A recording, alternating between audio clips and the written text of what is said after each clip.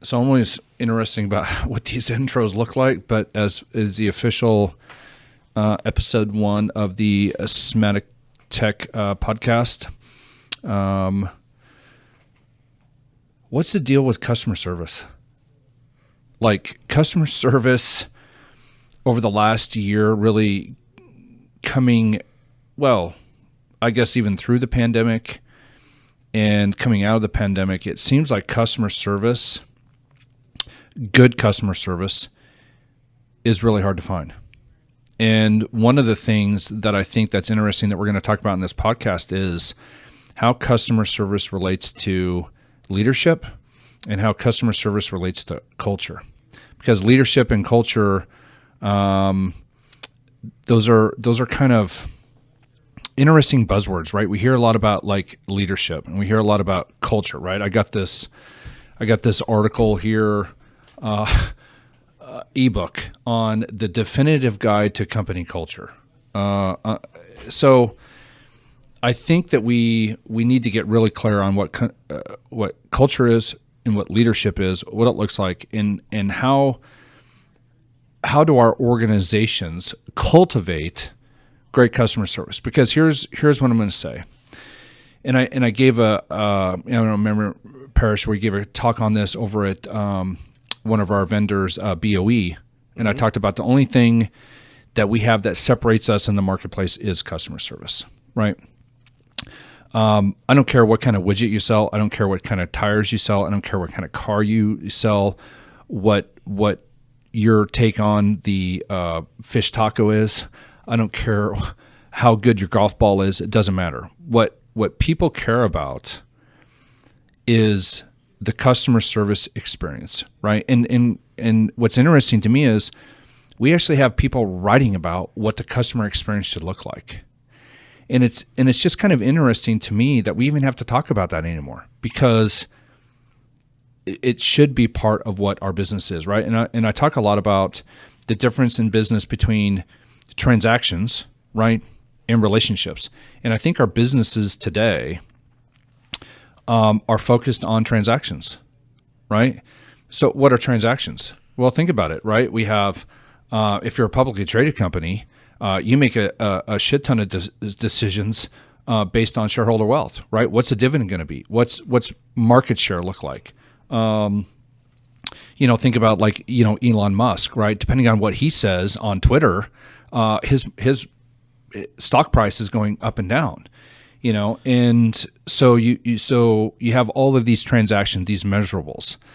Like I said, profitability, market share, what the dividend's going to be, what our profit margins are going to be, what's the bottom line, what's the percentage of revenue for marketing, right? All of these transactions, and the transactions are dictating what the relationship is going to be with the customer.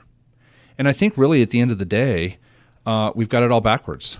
I think for us, and what I believe in, and what we do here at Semantic Tech, and in my life personally, from a leadership standpoint, is it's all about the relationship, right? If you focus on the relationship, and we're going to talk about how we do this in our company through our culture, because it's very intentional, is when you focus on the customer relationship, right, aka the customer experience, whatever that marketing thing is, everything else just trickles down, right? Because you focus on the relationship as the main product, as the main thing, and everything else becomes the byproduct, right?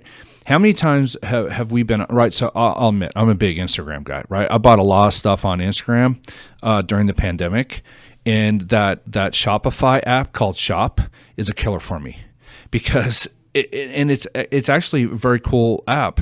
If I find something on Instagram that I like, I'm like 90% sure that I'm going to buy that product if it's got the Shopify app, because it makes it so easy, right? Okay. So we're making all this stuff easy on the transaction side. Okay. Well, I just bought a pair of shoes and a belt. I get them from a place in, I think they're in Nicaragua. Anyway, custom shoes, custom belt. And I got to wait like 4 months for these dang things. But it's really easy to order. Well, the problem was that I had ordered products from them before, and I wear a 10.5, and I have, a 32-inch waist. But the shoes that I got and the belt that I got were different than the belt and the shoes size that I got before. Now, granted, they're handcrafted. Okay, as much as I love the product, right, I reached out to them and to let them know that, listen, something's not right here, right? And it was arduous, painful. And the fact that, listen, I'm a great customer, right? And I'm going to continue to be a good customer, right? But this experience that I'm going through right now is not very user friendly, right? I mean, how many businesses do we have out there where it's really hard to do work with them, right? I mean, Apple, right? Hard to do business with them. Google, hard to be doing. I mean, when was the last time you got someone on the phone from Apple? When was the last time you ever got anyone on the phone from Microsoft, right? We're going through Microsoft licensing right now. It's terrible. It's so ambiguous. And all we're looking for is answers, right? So my point is the fact that, listen, customer service, the customer experience or whatever has to be from the start of the marketing and the sales side all the way through to the part where there's going to be a problem, right? I don't care how good your sales pitch is. I don't care how good your marketing is. I don't care how much money you spend on that, right? I could also talk about, listen, we spend so much money on customer acquisition that if we were just to take half of that money away and actually put it in customer retention, right? What's the most important part of our business is customer acquisitions, right? Well, why do you have to spend so much money on customer acquisitions if you're retaining your customers, right, through great customer service? You know what I mean? If you get a customer, you should have that customer for life. You should have that customer for life. We have that mentality here, right? We don't need to go spend a ton of marketing money on marketing because to find new customers. We don't have customer turnover, right? We have some natural customers get bought. We just had a customer that got bought, an insurance company that got bought by another insurance company. The bigger company took over the logo one, so obviously we got removed from the services, which is fine. So there's some natural stuff. Companies move out of the area, whatever. But customers do not fire us, right? Because we don't give them a reason to fire us. Because our focus is the fact that, listen, we understand that the relationship is going to ebb and flow, right? It's give and take. We understand that, right? The relationships that we have with our customers is the fact that we value the relationship, right? We're not going to take advantage of that. But at the same time, the customer's not going to take advantage of us because we provide such a high level of customer service that they don't want that service to go away, right? Does that make sense? I mean, it's very hard to not look at revenue, like sales meetings, right? I mean, how many meetings do organizations have, and what are they talking about? They're talking about, okay, well, what's the revenue, right? What were sales for the week, right? What's your quota? What's, all these transactions. But where are we talking about where we're starting the meeting, that talks about, what's the customer relationship look like? Well, and far too many companies seem to be of the mindset that it's cheaper to get a new customer than to keep an old one. Terrible. And so if somebody needs customer service, we'll just let them go and get somebody who's not such a bother. Yeah, who does that serve? Well, it serves the people who are doing the maths. Well, I mean, but it doesn't serve anyone. It doesn't serve the company. It doesn't serve the customer, right? Listen, competition is everywhere, right? That's kind of what I'm saying. If you think that your tire, because it has 5 plies of sidewall, whatever, and does whatever, is what's going to separate you in the marketplace, that's not what it is. They can go get a comparable tire, right? Patents and whatnot. What separates great companies from their competition is customer service, right? Here's the deal. In our company, right, you can go get a firewall, right? You can go get a switch. You can get that from anyone, right? But it's not so much how fast your internet is, how powerful your computer is, what kind of switch you're using, HP, Dell, it doesn't matter. But I will tell you this, as soon as there's a problem, right, that then there creates the opportunity for you to win that customer over for life. And how do you do that? You do that by being knowledgeable, obviously. But you know what you really do it by? You do it by being compassionate. You do it by being kind. You're doing it by being empathetic, which we're going to talk about, right? We put the customer relationship first, right? They have a pain, right? And it's no one's fault, right? The interesting thing is that the problem is neutral, okay? How you respond or react in some cases is what creates the relationship, right? And sometimes if we don't get the right people in the right seats, right, I get that. But if we don't get the right people in our customer service departments, we got a problem, right? So you have to understand from a leadership standpoint and from a culture standpoint is you got to be putting the right people in the right place to win, right? And I've got examples of that too. But let me give you an example here. So my family and I just went down to St. George, spent a week there, and it was fantastic. And there was a big windstorm, big sandstorm. And we got a Airbnb or a Verbo, whatever you want to call it, and it had a pool and a hot tub in the backyard.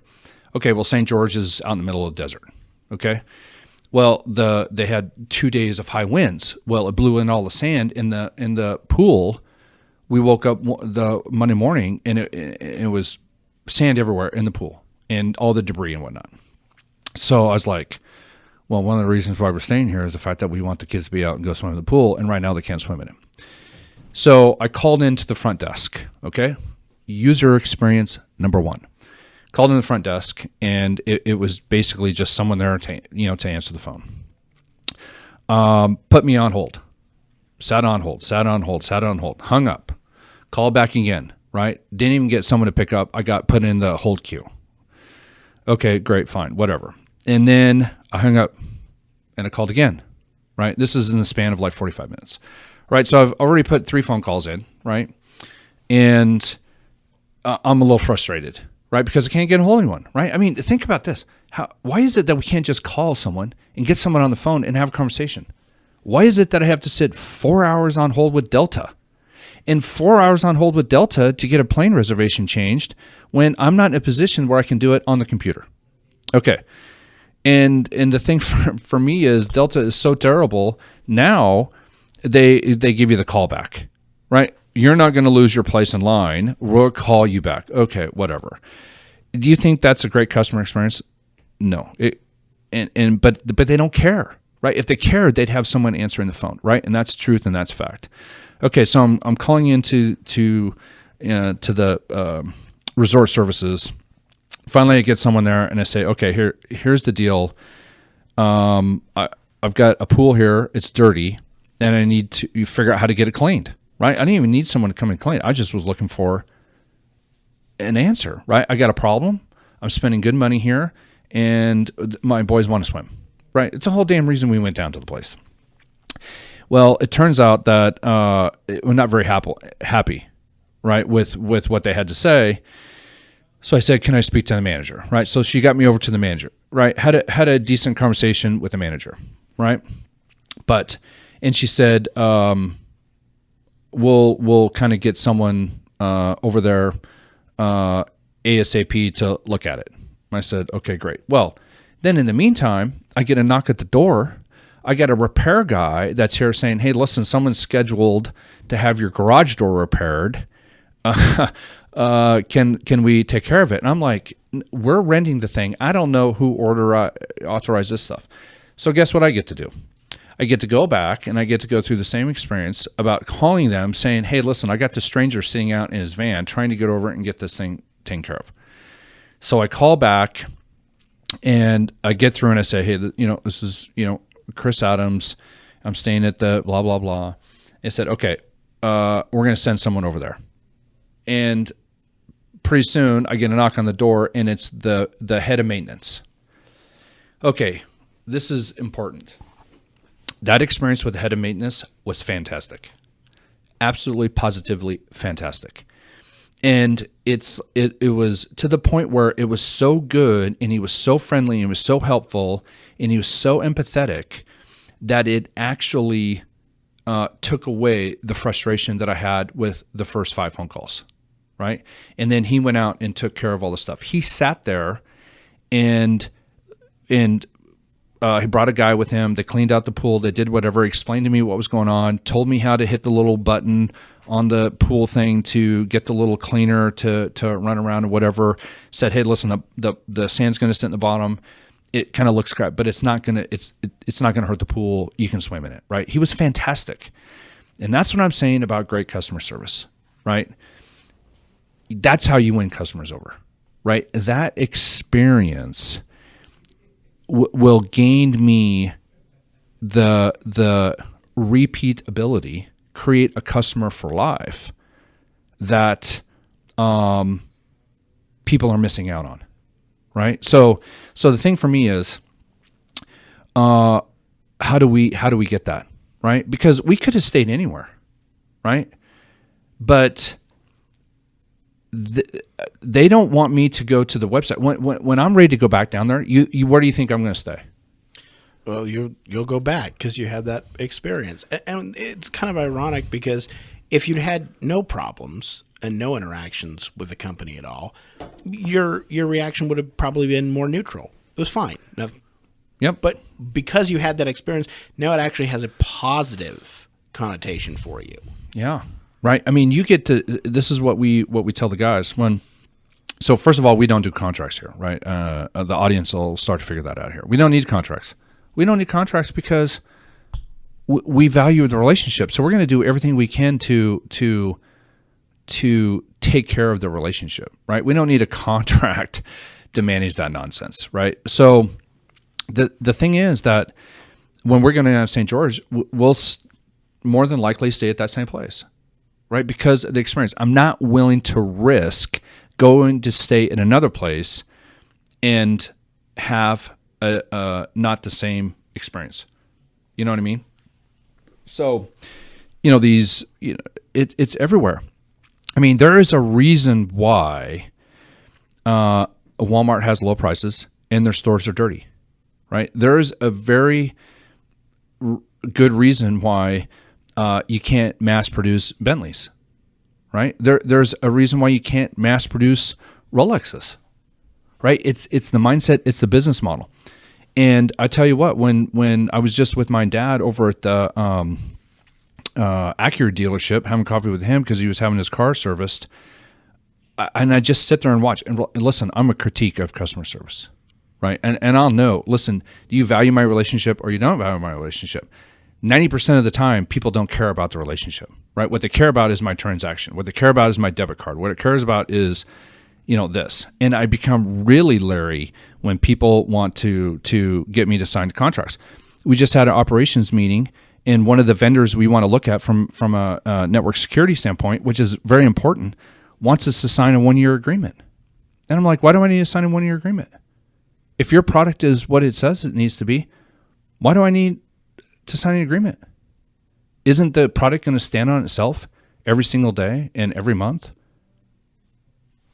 Well, we just said, well, listen, you have a contract because you have a transaction that's tied to that contract that is paying someone on a commission standpoint, right? That's why you have it, right? Let's be honest about that. So you have a contract that isn't benefit me.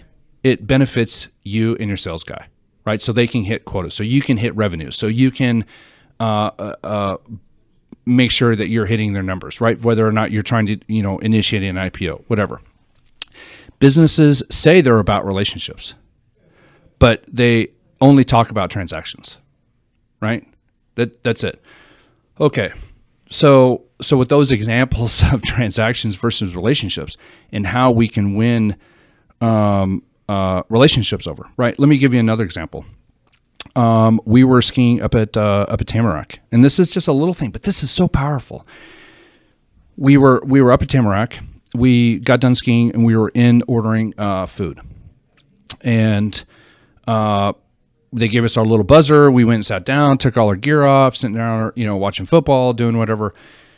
Well, pretty soon, half hour, I wouldn't say that, 15 minutes went by, 20 minutes went by, and I'm like, where's our food? And I started, typical, I started seeing people with their food that were behind us. So, interesting. So I walked up to the counter, right? And ironically, when we took our order, the computers went down, right? Ironically, right? I'm in the computer business. And they had to handwrite our ticket, right, with the food, right? So we had a couple of cheeseburgers, all the, the goodie stuff. Well, they apparently lost the ticket, right? But here's what was crazy. The manager came up, took care of it, right? Rang me up. But you know what she did? She discounted the pricing, right? And she discounted it because I didn't get the experience that I paid for, what I would have paid for full time or full price. You know what I mean? So how many times do we have an experience either at a restaurant, right? Restaurants are terrible right now, right? When you get into a good restaurant, I like Ruth Chris, right? I like Ruth Chris because it's the same environment. People are talking about, listen, the steaks are great and this and that. Bullshit. I go to Ruth Chris because the customer service is fantastic, right? They take my coat. They know me by last name. They treat me with a lot of respect, right? They just take care of it, and it's not phony. It's complete authenticity. That's why we keep going back there. We don't go there enough, but I'm just saying that it really is about the relationship. The relationship stems from the culture, right? Listen here, business owners, CEOs, right? C-suite, whatever, that is. I don't even know where that term came from, but I get it. Your culture is a direct reflection of who you are as a person. It's very hard to create culture from the bottom up, right? You can have a great champion of culture coming out of HR, right? Which is interesting to me that a lot of people dub, well, we've got to change our culture, and they throw it over to the HR team. Okay, you can't change culture at middle management. Okay, because so many times as leaders, right, we're creating the culture, right? We create our own environment, right? We bring people in that surrounds us, right? We get to choose what we do. You know what I mean? I would say that the guys out there, my family, my friends, there is a reflection of who I am in them, right? Because I hang out with people who want to make me better, right? My guys out there make me better, right? And I would say that I help them be better, right? Culture is something. It isn't something you dictate. That's why it doesn't work through HR. Culture isn't something that's set by a policy memo. It's something that you model and that people aspire to. Yeah, I mean, I wrote that 3-part series on culture in the workplace. It's a whole thing. It's not just one thing.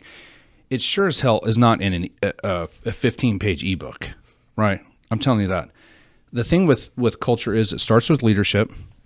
Leadership starts with you, and it has to come from the top down, right? Your team, your product, your customer service is a direct result of the CEO, right? And you can fake it, but people will see right through that, right? Think about this. What you think, what you say, and what you write, and how you act all have to be in alignment as a leader, right? Because if you're thinking one thing and saying and writing another thing and then acting another way, who is receiving those messages? Your family, your friends, your business, your customers, right? Everyone, right? So you need to be in alignment, right? And we talk a lot about we're going to talk about a lot about leadership, and we're going to talk about culture. In this one, we're going to talk about how culture relates to customer service. And I think that we give mixed messages, right? We live in a world where you're a marketing guy, that we can say and print pretty much anything. Oh, yeah. Excuse me. Think about websites. Okay. Think about PowerPoints, right? Sales decks. All these presentations, right? All of the words that are either written or spoken through the sales process. Okay. The problem is that those, right, are different actions in some cases when the transaction is over. As soon as the contract is signed, as soon as the credit card swipe is taking place, but that's just the start of the relationship. In fact, I don't even know that is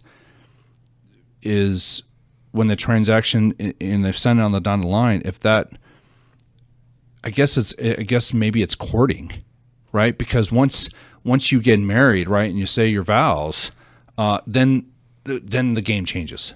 You know what I mean? So, we need to be very, very conscious of that. Okay. Have I given enough examples of customer service? Listen, if you have your head in the sand, if you didn't think that customer service was wonky right now, right? Oh, yeah. I mean, it really is. Whether fast food, any food, restaurants, department store. And restaurants, it's especially notable there because you really go to a restaurant for the service. I mean, the entire experience. The ingredients are what, maybe 10% of the cost or less. I mean, you don't go to a restaurant because it's a great value. You go there because you want that experience. Yeah, exactly. And if you don't get that experience, you should be discounted for that, right? Yeah. And the thing about it is that someone should notice that in the organization, right? Listen, so and something's not happening right with those guys. And so, one of the other things is you have to have constant feedback, right? You have to have a feedback loop, right? Internal and external, right? I always talk about, listen, as a company, as an organization, you have two types of customers. You have your internal customers and you have external customers. Who's the most important customer in your organization? It's your employees. It absolutely is. But what are we doing? Are our actions supporting that, right? Often not. I mean, in the restaurant example, oftentimes it's the employees trying to hide customer service issues from the bosses because they don't want to be responsible for them, instead of the employees and the bosses working together to try to make it a better experience. Yeah, and empowering our employees to make decisions to in the best interest of what the customer needs, right? So how do you get good customer service, right? Because I would say that with great customer service comes from a culture that is customer centric, right? I hear the term, people over profits. Okay, that's a cute term, but it's kind of tongue in cheek. People and CEOs and business owners and culture advocates or whatever will say, listen, we're all about people over profits. But if you get into the internals, right, down into the dirt of the organization, the employees will call bullshit on that all day long, right? Because it's back to the whole idea of marketing. It's a good marketing term, yeah, but is it actually a reflection of your culture? Yeah, and think about, right, so we talked about what's the most expensive part of an organization, right? You would say customer acquisition, right? Well, what's the least expensive? Customer retention. Okay, well, how does that play into, those are your external customers. How does it play into your internal customers? You think employee turnover isn't expensive, right? Think about what it costs to hire and find the right guy for your organization. If you even know what the right guy is, right? One of the back to transactions and relationships, we don't hire off resumes, right? We've talked about this before. I have, my first interview has nothing to do with the resume.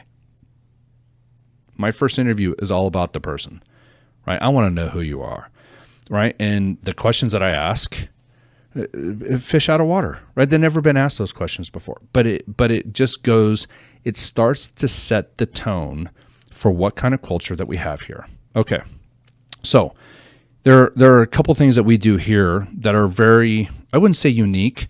They're kind of taken from the book I read, Excellence Wins by Horst Schulze. And I took a lot of tips from him, and quite frankly, why wouldn't I? Right? Unbelievable hotel chain that guy built.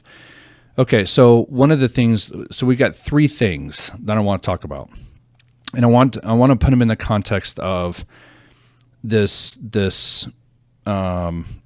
theory called I, we, and all. Okay. So I'm going to do them in the reverse. I'm going to start with the all, then I'm going to talk about the we, and then I'm going to talk about the I. So we have a very clear vision statement in our organization.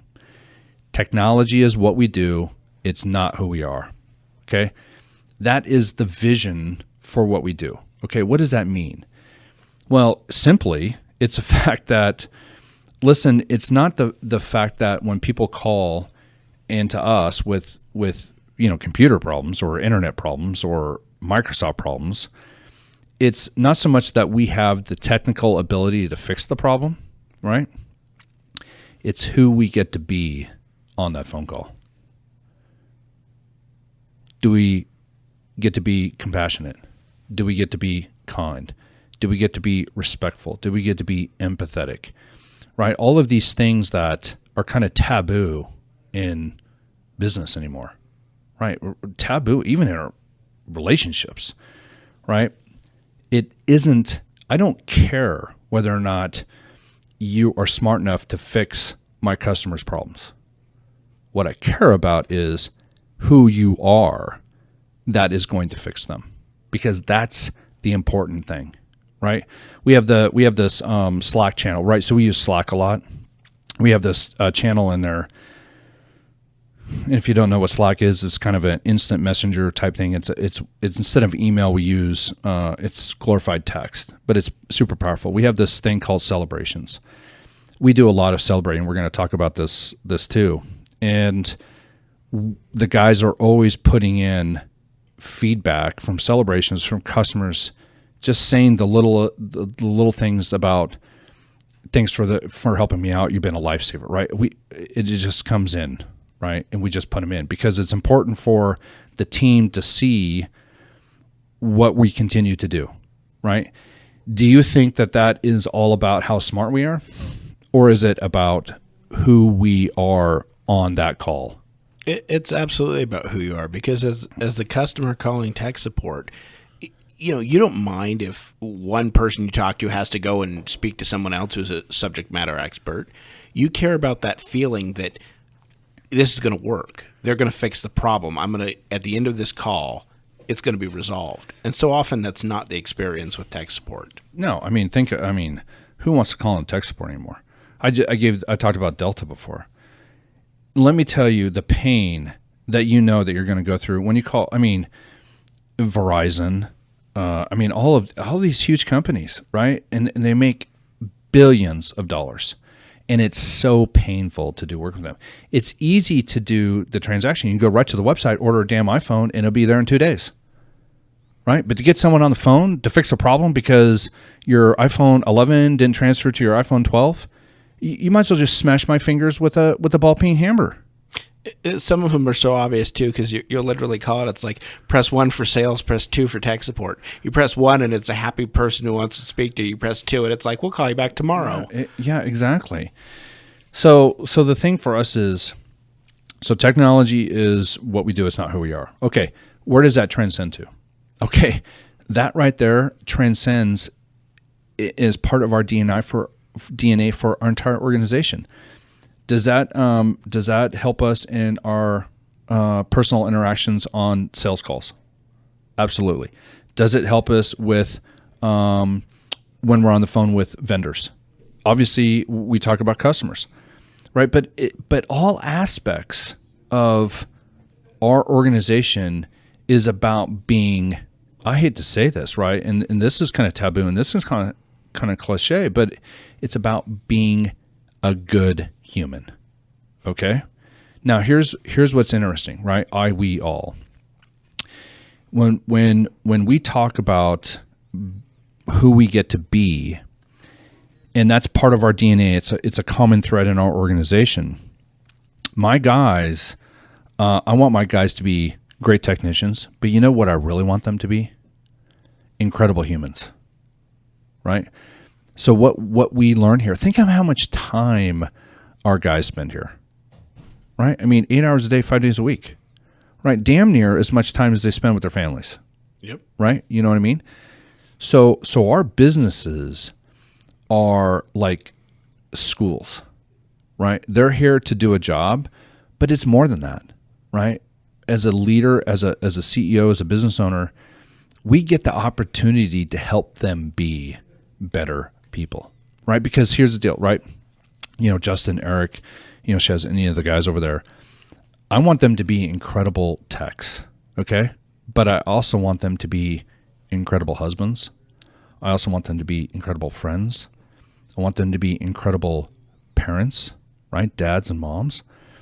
And that there is that it takes time, right? But when they come here and they're working in that culture, right? And they're working in this environment, do you think that environment transcends into the other aspects of their life?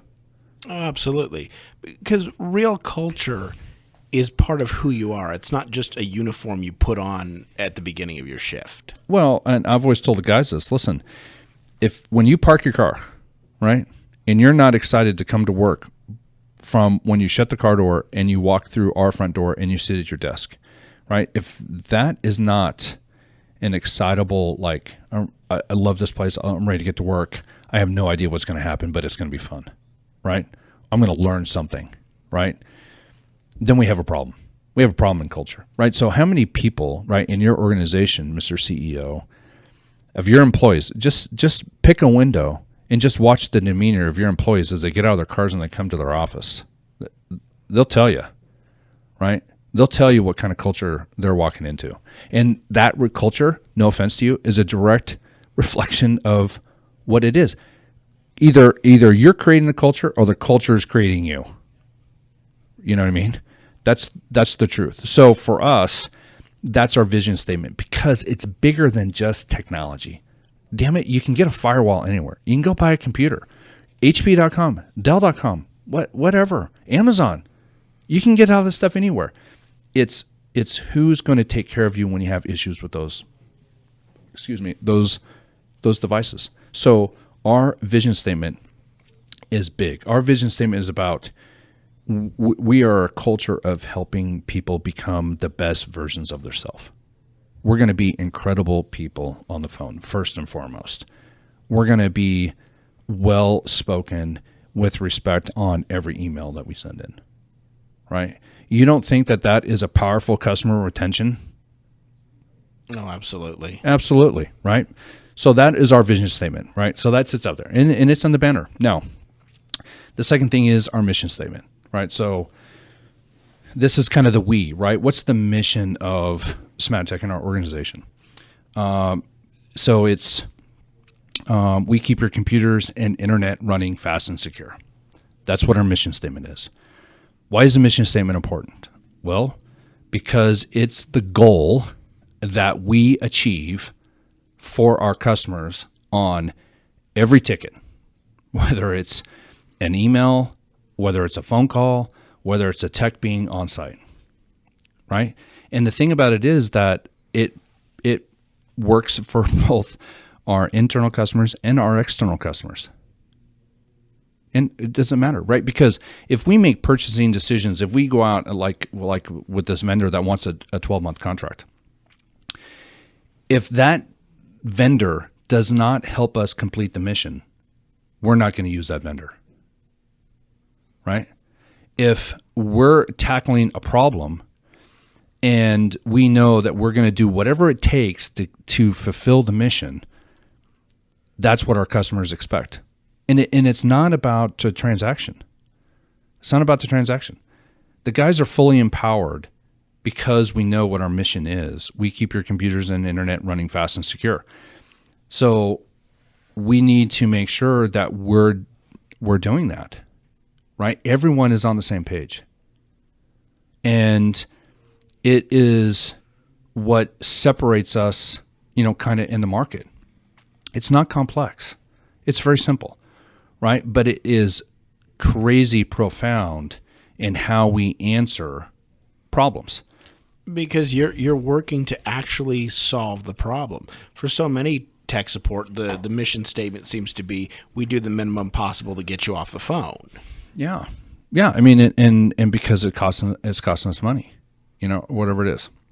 Listen, we want customers to call into us, right? We love having those relationships, right? And the guys, I mean, the way that we provide the support, I mean, we could talk a whole nother thing about how we're scaling this thing, but the mission statement is important, right? The mission statement should not be written up by an attorney, right? And the mission statement you have to be able to memorize it. It has to be simple, right? And it obviously has to fit the goal of what the organization is. Okay, now let's talk about the mission statement as it related in transactions. Okay, if we focus on keeping our customers' computers and internet running fast and secure, what do you think our sales goals are going to look like? Are they going to go up or are they going to go down? They're going to go up. They're going to go up. What do you think our margins are going to look like? What do you think our profitability is going to look like? Right? What all these transaction things that we used to put first, right, still happen, but they're a byproduct, right, of what we're focusing on from the mission. You know what I mean? So as we work through our mission, it provides answers. Okay. When Eric, right, has a billing question for me, right? Okay, this happened. What are we going to do? Right? Is it covered under the contract or is it billable? And the thing about it is, or even a question about, listen, we got to spend, we got to beef up inventory. Because we've got supply chain shortages, right? One of the things that we did during the pandemic, as we knew supply shortages, we doubled our inventory, right? Why did we double our inventory? Well, we had to double our inventory to complete the mission, right? If we didn't spend the money on the back end and make the investment, and someone had an issue with the firewall and we didn't have inventory, we're not completing the mission. Right? Right, because you put the mission first. You don't just make excuses to the customer. Oh, sorry, we can't keep your internet and computers running fast and secure today because somebody else is having a supply chain issue. How many times have we had companies come back and say, listen, they blame it on supply chain, whether it's human or whether it's material? Every day. You literally walk into a restaurant and there's a sign on the door that, I mean, I'm paraphrasing, but it basically says our customer service sucks because we don't have enough employees. Okay, great. Have you ever seen that sign at Chick-fil-A? No. You're damn right. You know why? People will say, well, listen, Chick-fil-A is paying their employees more and this and that. No, people are not working at Chick-fil-A because of just the price of the wage. It's the culture that they're a privy to. Absolutely. Right? But you go to McDonald's, you go to Burger King, you go to all these other places where it's all about transaction. All about transaction. They've got supply chain issues, all the way across, right? Not to get into that. So we have a great vision statement, right? We have a great mission statement. Now, here's what's interesting. Those things just didn't happen overnight, and you were part of the process as we wrote those. Those are not written in stone. As you develop as a leader, as you start to mature in the market, as a business, things are going to shift, right? It's not that you can't tweak those things to better define what you're doing. It's kind of what you and I talked about earlier. We continue to define what we are and what we do.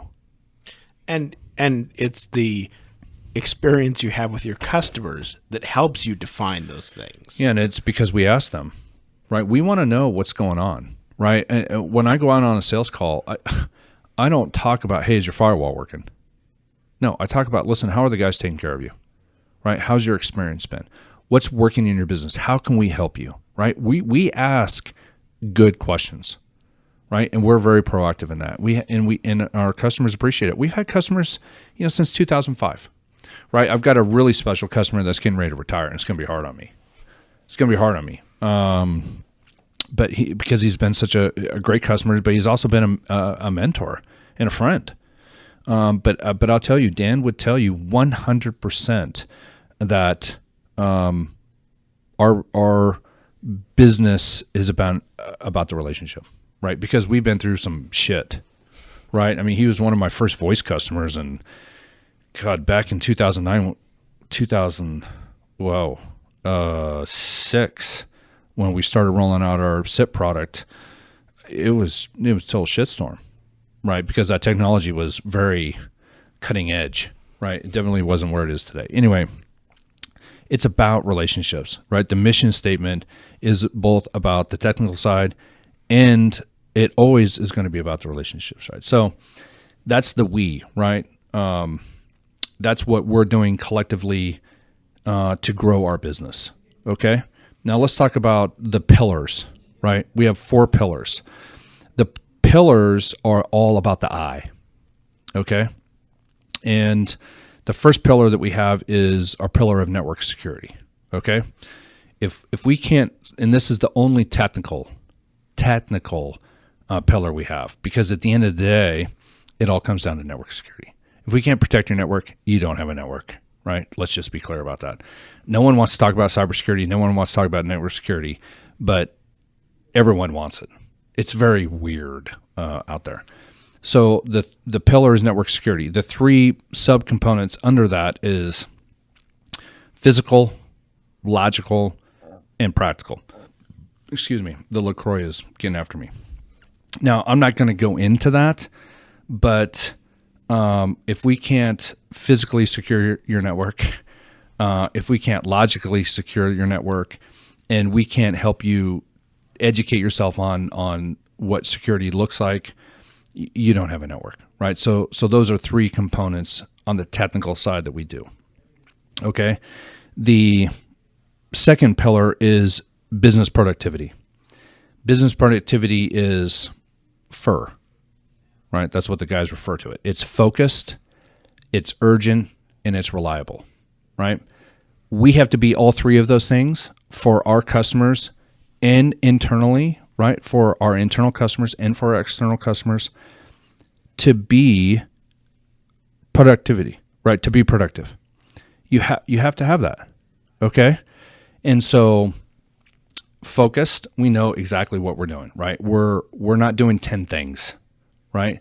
You ever been on chat, right? And you put in the chat support and you put in your request and you sit there waiting, and then you hit the question mark, return.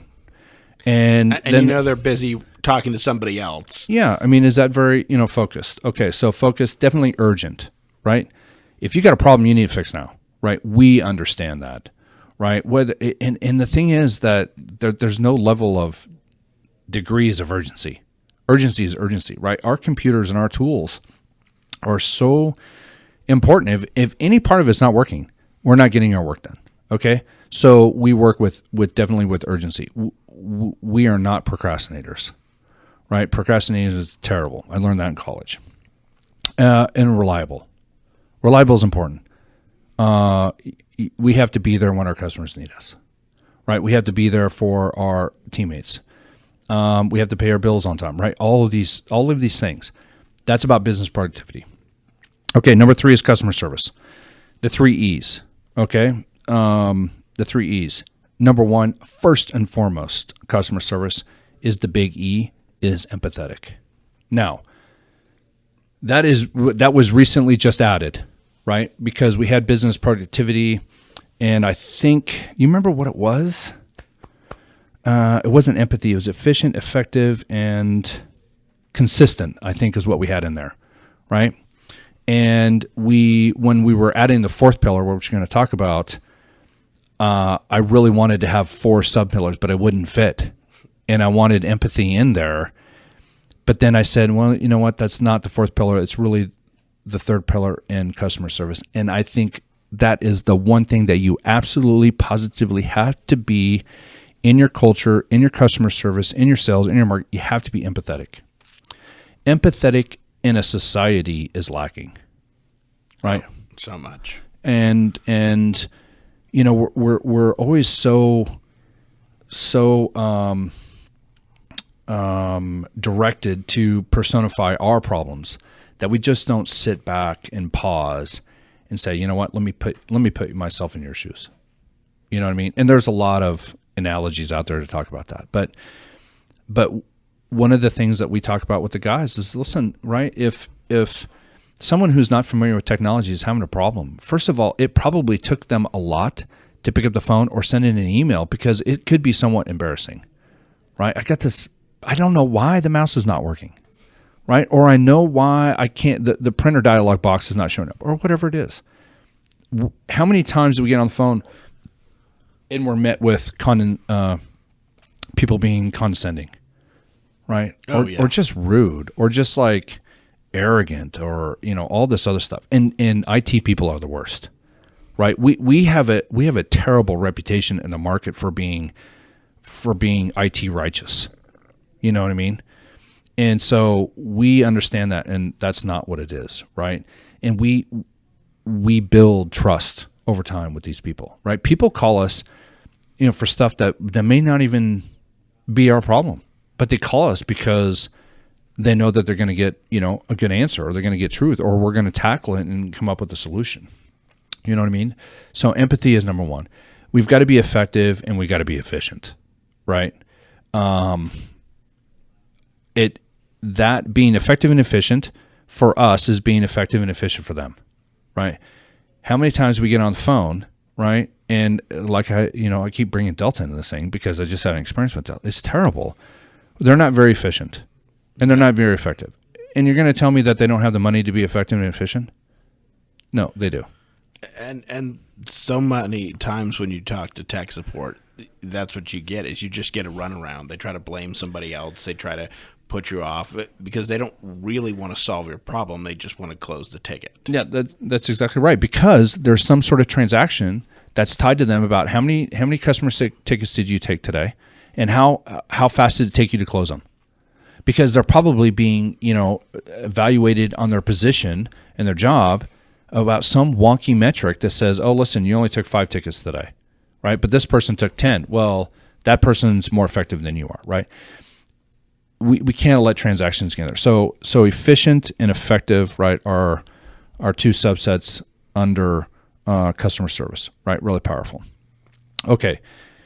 No, those are those 3 pillars we had for a long time, right? We didn't add the 4th pillar. We just added that like 6 months ago? No, maybe a year ago. It was within the last year, I think. Yeah. And I knew it was missing, but it took me a long time to put it together about what it was. The 4th pillar is people. And number 1 under people is empower. I really love that word in contrast to the word influence, right? The interesting thing to me about influence is I don't want people to do things that I'm influencing them to do. I want them to do things that they want to do, right? Because I've empowered them. What is empowerment? It's having conversations, right? It's teaching. It's leading.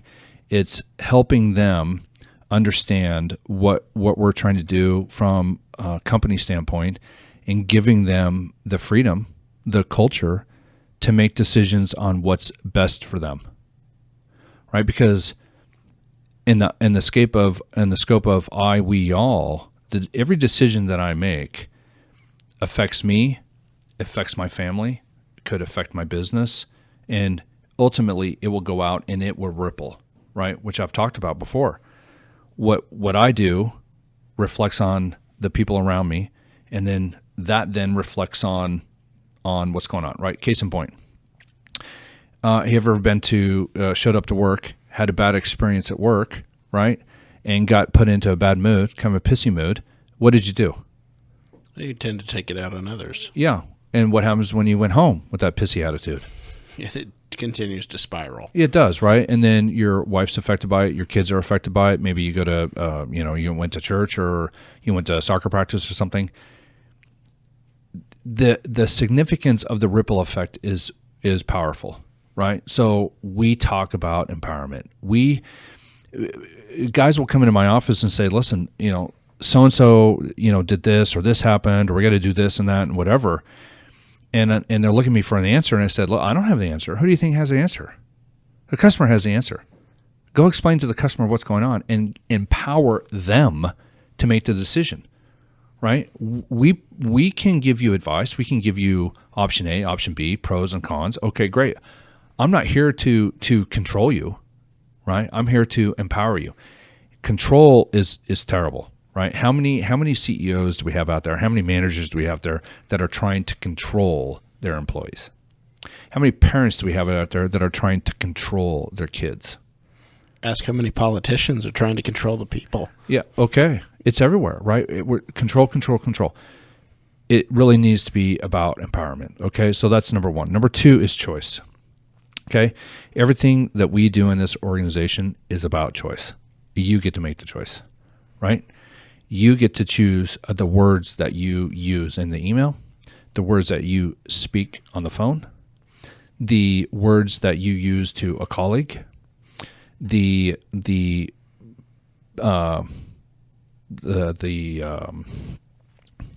you show up late for work, right? You are responsible for your actions. Everything you do is a choice, right? Now, here's what's crazy. When we have a clear vision and we have a clear mission, the choice that you make is either taking you towards that vision and towards that mission, or it's taking you away.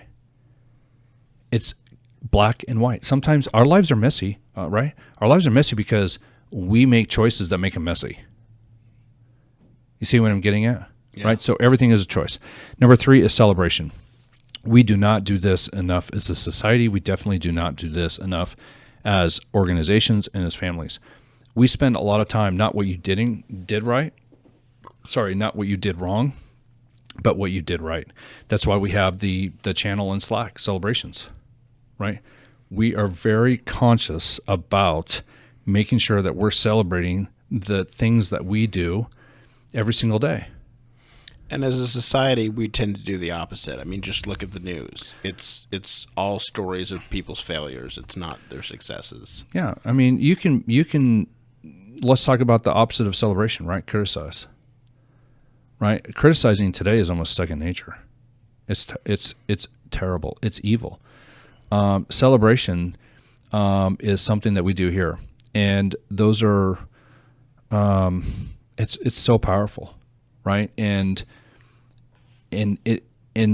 so when we hire a guy, right, we go in and we're going to talk about this in part two because we're running out of battery juice here, so we're going to do it in two parts. So stay tuned for part two, people. When we talk about how do we implement this, right? It's one of the things about, okay, not only are we talking about this, but how do we implement it? We're going to talk about that in part two. Okay, Parish, part two. Is how do we, damn it, I just lost my train of thought. Criticize versus celebrate is when we hire new people and we kind of go around, we talk about celebrations, they're fish out of water. They have no what the hell's going on. And sometimes they can't comprehend because they've never been asked, and they don't go through the process in the right mindset or the right headspace to really say, okay, what did I do good? What was something that I can celebrate that either I learned or I helped someone do? And that's bad for our society, right? We're quick as parents, we're quick as managers, we're quick as friends to critique. Oh, I don't like this, or I don't like that, or I don't like that. Instead of saying, you know what, good for you for opening that door, right? I mean, or smiling. Yeah, because it starts small. Well, in the the whole mask thing and okay, I'm going to end there, right? But that is culture. Customer service is a direct reflection of your culture. Everything comes from culture. Customer service, I would say is the most important aspect of our organization. It's the only thing that separates us in the market. So stay tuned, people, for part 2 when we talk about, okay, that's great, Chris. That's all talk, blah, blah, blah. How do you make it happen? And I'm going to show you how to make it happen in part 2. Thanks, guys. Talk to you soon.